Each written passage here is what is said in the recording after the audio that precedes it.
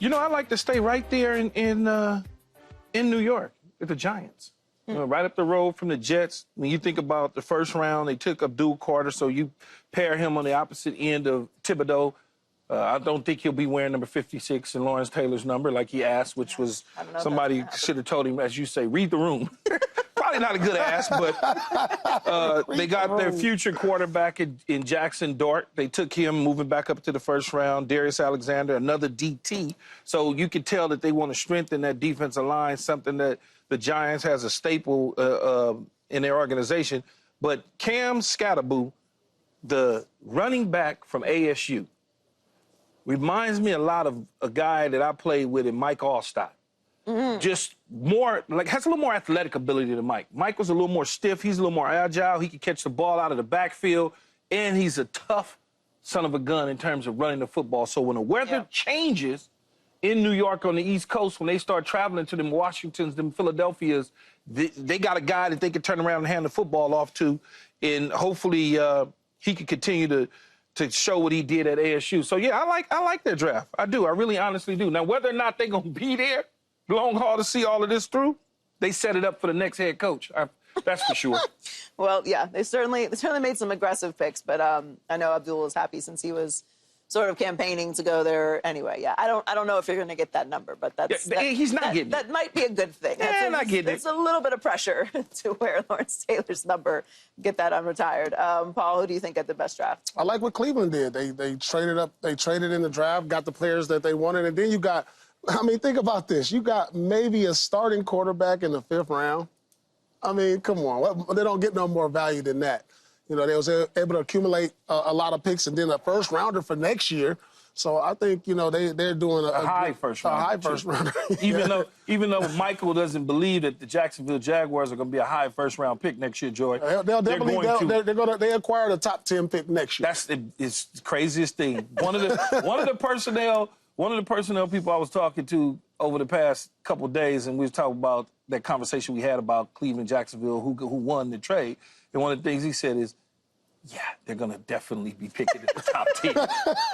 Definitely. And Travis Hunter's a great pick. There's no question about it. But Travis Hunter's not going to take them from where they are now to the bottom of the draft next year. Just not going to happen. I mean, anybody who got Travis Hunter, they were, pretty excited about that, however that played out. And that's a, that's a for sure thing. I forgot to mention my hellish rant in the last block that it's much easier to evaluate other positions. Yeah. You guys get those right all the time, just not the quarterbacks. But I really like what the Bears did. I like the tight end pick, and they added a wide receiver and offensive tackle in the first 2 rounds. I think that's a good thing. They continue to build up and give Caleb Williams some options. As you mentioned, Mason going to New York when you have a young quarterback, having a solid tight ends that can catch the ball and get some yak yards, make things easier for your young quarterback is always a good idea. So I like that draft pick for them. How old is Mason? Mason's 20. He's going to be 21. Look like he's 17, ready to turn 18. I'm just looking at his face. He's 21 he looks so in 2 weeks. young. Well, that's a good thing. God. Remember what you were doing when you were 20? But I still look young. I'm just saying. Some people are telling you look 20. That's what we're doing, Key. Okay. Show them waves, Key. Man, I just got to touch him up a little bit, you know. Atlanta Falcons do not condone this behavior and send our sincere apologies to Shedeur Sanders and his family. That's messed up, man. That don't even...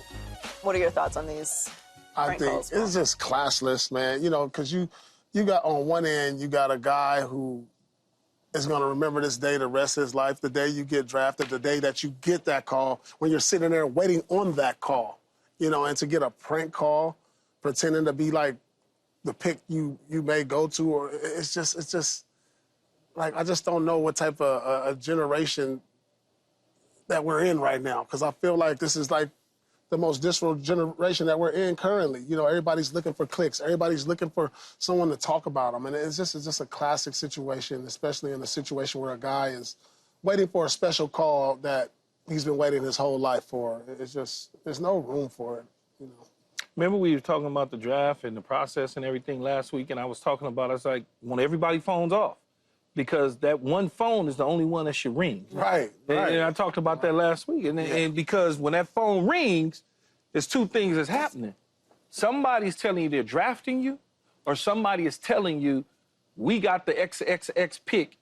If they don't take you at this number, we're going to take you at that number. So it's that call that you're waiting on. And, you know, it's silly, it's immature, it's ridiculous. I mean, any word that you can use that could describe stupidity, being an idiot, all of those sort of things. He's 21 years old. If my 6-year-old, 7-year, 9-year-old had did something like that, then I could say, oh, this kid's just looking at what I'm doing at home or watching somebody else. But he's 21, he's in college, okay? And you talk about punishment. He should be punished by his parents severely. I know. What kind of punishment is there for a 21-year-old? I'm gonna take your car. Well, you ain't gonna have your car. You're gonna have to walk to school. Whatever, figure it, find something to do. Because the father, you can't fire him. You can't. You can't punish the dad. Okay, and you say, well, if he breached something. Yeah, how many times have he left his laptop open with information on it and gone to the kitchen or whatever the case is? I'm sure every single night that he's game planning or doing something or whatever the case is. I mean, he ain't thinking that his 21-year-old kid who's coming home from college to hang out is gonna all of a sudden start scrolling down and picking out names of people to call and steal their phone numbers. But he has to do something. I don't know what the something is. And I know they apologize to Shedeur and all those sort of things, but you stole a moment right there. Whether Shedeur wants to say publicly, okay, you know, I'm gonna move on from him, I'm not worried about it, you still took that moment from him and his family. It's so trash. It's so corny. No, it's really corny. What is the funny part And on top of that, you filmed it, you idiot. What is, well, of course. Everybody tells on themselves. You really filmed yourself like a real idiot. Of course they were going to record it. Of course they were going to. Of course. Where's the funny in it? Look, I'm hilarious. So I don't, I'm pretty good at finding like where the funny lies. This is just corny. This is somebody who has no respect for other people. And I'm sorry, at some point you're a young man. You're not a kid. 21 years old, you're a young man.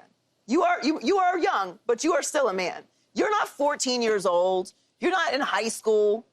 What are you talking about? This was a concerted effort. You had to go and steal data that is only available to NFL teams that is specifically submitted for this day. Yeah. You're talking about billion-dollar decisions. You're talking about the biggest moment of somebody's life, and you thought it was funny to prank call them? Corny is undefeated. I'm sorry. No, I can't even imagine. But also, and this is somebody who has no like thoughts of repercussions. Because what did you think was going to happen?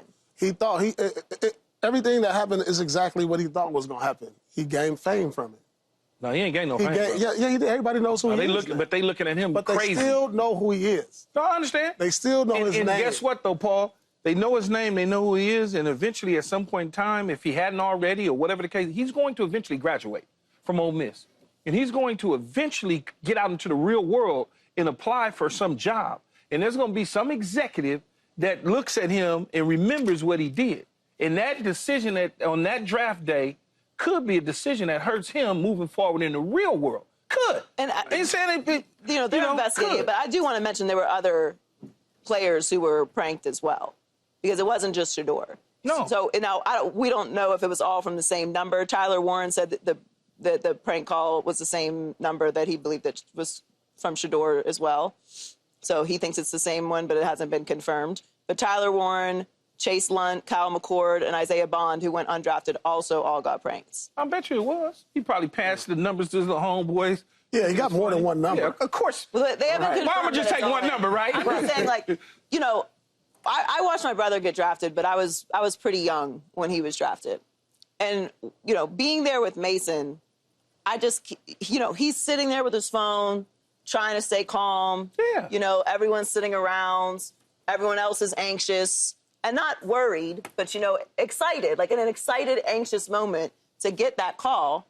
And to have somebody call and it be fake, like, you just stole his moment. Yeah, dude may not... You stole that genuine emotion of the first time, like, wild.